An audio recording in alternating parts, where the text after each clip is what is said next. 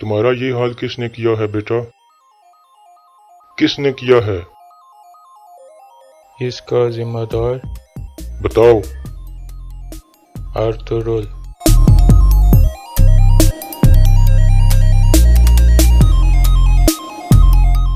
کیا ہوا؟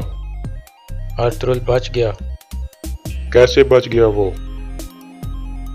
توتیکن قبیلے میں واپس آ گیا ہے۔ اس نے ہر چیز بتا دی ہے نویان، ہر چیز۔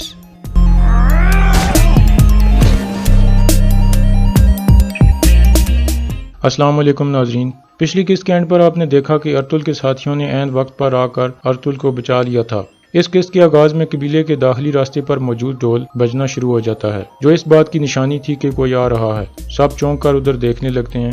تھوڑی دیر بعد ابن العربی اور ان کے ساتھی توتیکن کو لے کر وہاں پہنچ جاتے ہیں۔ قبیلے کے لوگ توتیکن کو دیکھ کر چونک جاتے ہیں۔ ابن العربی اسلام کرنے کے بعد کہتے ہیں کہ میں توتیکن کو اس کے والد کے حوالے کرنے آیا ہوں۔ کرکل سردار بیٹے کو زندہ دیکھ کر جذباتی ہو جاتا ہے اور رونے لگتا ہے۔ گندوکدو اپنے سپاہیوں کو حکم دیتا ہے کہ اپنی تلواریں نیچے کر لو، جس کے بعد سب سپاہی دودرگا کے سپاہیوں سے تلواریں ہٹا کر نیچے کر لیتے ہیں۔ کرکل سردار توتیکن سے پوچھتا ہے کہ تمہارا یہ حال کس نے کیا ہے؟ توتیکن کہتا ہے کہ اس سب کا ذمہ دار ارطغرل ہے۔ جب اس نے ارطغرل کا نام لیا تو سب چونک گئے اور دونوں قبیلوں کے سپاہیوں نے ایک دفعہ پھر ایک دوسرے پر تلواریں تان لیں، لیکن دراصل توتیکن کا کہنے کا مطلب کچھ اور تھا۔ گندوکدو سب کو خاموش کراتا ہے تاکہ وہ توتیکن کی بات کو پورا سن لیں۔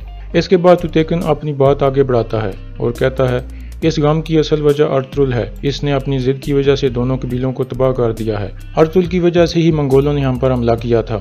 سب کو یہ بتا دو کہ جس شخص نے میرے ساتھ یہ کیا ہے اور میرے سپاہیوں کو مارا ہے اور کمانڈر ارتکوش اور اس کے سپاہیوں کو مارا ہے، وہ ارطغرل نہیں ہے۔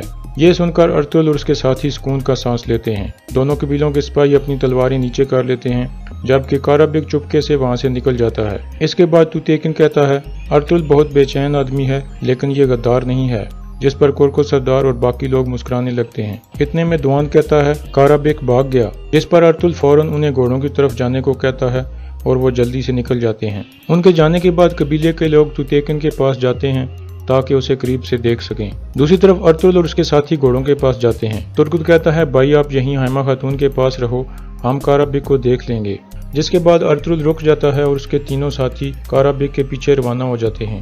دوسری طرف نویان بھی قبیلے کے قریب ایک جگہ پر آیا ہوا تھا اور قبیلے کی نگرانی کر رہا تھا۔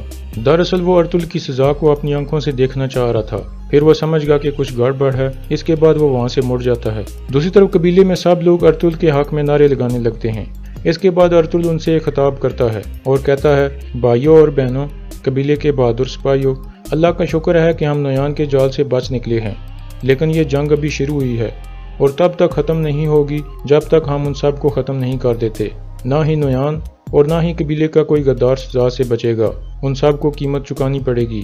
اس کے بعد سب لوگ اللہ اکبر کے نعرے لگانے لگتے ہیں۔ دوسری طرف کارابیک بھاگ رہا ہوتا ہے، لیکن اس کا گھوڑا ایک جگہ پہنچ کر رک جاتا ہے اور آگے بڑھنے سے انکار کر دیتا ہے، جس کے بعد وہ گھوڑے سے اتر کر ایک طرف بھاگنے لگتا ہے۔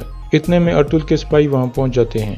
وہ بھی گھوڑوں سے اتر کر اس کے پیچھے بھاگنے لگتے ہیں اور تھوڑی دیر بعد اس کو گھیر لیتے ہیں۔ اتنے میں چاروں طرف سے منگول نکل آتے ہیں اور ان پر حملہ کر دیتے ہیں۔ وہ تینوں منگولوں سے لڑنے لگتے ہیں۔ اس دوران کارابیک پھر بھاگنے میں کامیاب ہو جاتا ہے۔ وہ بھاگتے بھاگتے ایک جگہ تھک کر گر جاتا ہے۔ اتنے میں نویان وہاں پہنچ جاتا ہے۔ کیا ہوا؟ آرتھرول بچ گیا۔ کیسے بچ گیا وہ؟ توتیکن قبیلے میں واپس آ گیا ہے۔ اس نے ہر چیز بتا دی ہے نویان، ہر چیز۔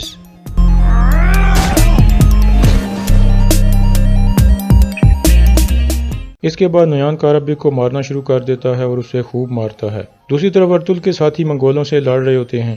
کچھ دیر لڑائی کے بعد وہ سب کو مار دیتے ہیں۔ اس لڑائی کے دوران ترگت بھی تھوڑا زخمی ہو گیا تھا، اس کے بازو پر تلوار لگی تھی۔ ترگت کہتا ہے یہ ہلکا سا زخم ہے، ٹھیک ہو جائے گا۔ اس کے بعد وہ دوبارہ کارابیک کو پکڑنے کے لیے بھاگتے ہیں۔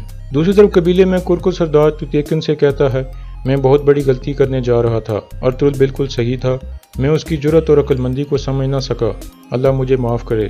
اس کے بعد توتیکن پوچھتا ہے کہ کیا میرے سپاہی بواج اور سامسا واپس آئے ہیں؟ کرکل سردار کہتا ہے نہیں، ہمیں ان کے بارے میں کچھ پتہ نہیں ہے۔ دوسری طرف ارطغرل کے ساتھی بھاگتے بھاگتے اس جگہ پہنچتے ہیں جہاں کچھ دیر پہلے نویان کارابیک کو مار رہا تھا۔ और फिर उसे लेकर वहां से निकल गया था। वो तीनों निशान देखकर समझ जाते हैं कि मंगोल काराबिक को अपने साथ ले गए हैं। दूसरी तरफ कबीले में अर्तुल अपनी वालदा के खेमे में जाता है। इसके बाद वो सब खुशी का इजहार करते हैं कि सब खत्म हो गया।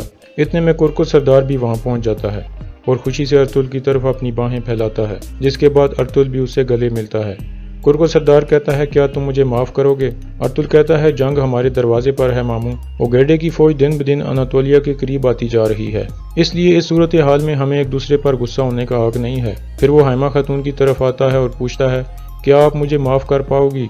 हैमा खातून कहती हैं, सब कुछ खत्म हो चुका है भाई, ये हमारी गलती नहीं थी, बल्कि दुश्मन ने हमें ऐसा करने पर मजबूर कर दिया था। अब से हम अपने दुश्मन को ये मौका नहीं देंगे। दूसरी तरफ गुमस्तेकिन अपने खेमे में जाता है और गुस्से से एक बर्तन को ठोकर मारता है। इतने में आयतुल वहां आ जाती है और पूछती है, क्या हुआ भाई? गुमस्तेकिन कहता है, अर्तुल बच गया और एक दफा फिर वो हमारे मकसद में हायल हो गया है। अगर सुल्तान अलाउद्दीन को अर्तुल के कारनामों का पता चल गया तो मुझे मार्ग्रेव का ओहदा मिलना नामुमकिन होगा। मुझे कुछ करना होगा। आयतुल उसे समझाती है कि हमें अक्लमंदी से काम लेना होगा। अर्तुल इस वक्त एक हीरो बन चुका है, या तो तुम्हें उससे बड़ा हीरो बनना होगा या उसके खिलाफ जाना होगा। दूसरी तरफ गोकचे तुतेकन के पास जाती है और कहती है कि ये सब कुछ मेरी वजह से हुआ है, मुझे अर्तुल का पता तुम्हें नहीं बताना चाहिए था। तुतेकन कहता है, तुम अपने आप को कसूरवार मत समझो, हम दोनों जानते हैं कि सब का जिम्मेदार अर्तुल है।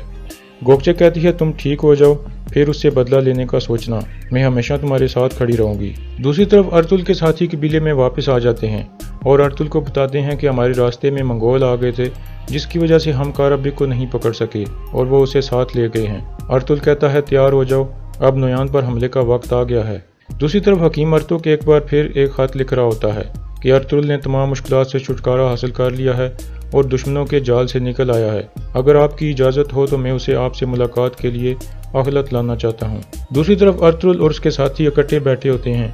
इतने में इब्नुल अरबी और दरवेश वहाँ आ जाते हैं। इब्नुल अरबी कहते हैं, जंग करीब है और फिर ये दुनिया देखेगी कि कैसे आप नई फतवात हासिल करोगे।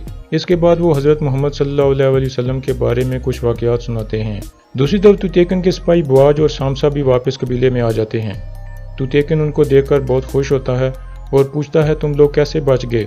बुआज कहता है, हमें करीबी कबीले के लोग उठा के ले गए थे, उन्होंने हमारी जान बचाई है, फिर हम ठीक होते ही वापस आ गए। दूसरी तरफ नयान सख्त गुस्से में था।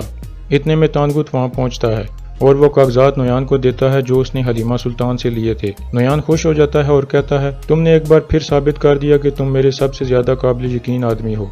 तुम वो चीज वापस ले आए जो सुंगरतेकन हमसे ले गया था। तानगुत कहता है, सुंगरतेकन वहां से निकल आया है और कोनिया की तरफ रवाना है, जिस पर नयान एक दफा फिर परेशान हो जाता है और यहाँ इस किस्त का इख्तिताम हो जाता है।